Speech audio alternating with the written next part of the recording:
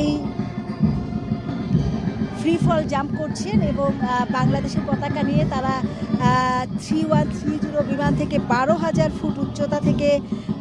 জাতীয় পতাকা নিয়ে জাম্প করেছেন এবং এই বিজয়ের আনন্দকে আরও বেশি গৌরবান্বিত করছে। এবং এই আয়োজনটি করেছে সশস্ত্র বাহিনী, এই আয়োজনটিকে সর্বাঙ্গীন সহযোগিতা করছে মুক্তিযুদ্ধ বিষয়ক মন্ত্রণালয় এবং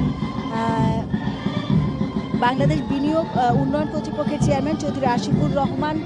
সবার প্রথমে নেমেছেন এবং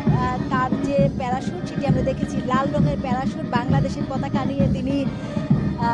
এই জাতীয় প্যারেড স্কোয়ারের মাঠে নেমেছেন। পরবর্তীতে একে একে অন্যান্য প্যারাট্রুপার যারা আছেন তারা নামছেন এবং বিজয় দিবস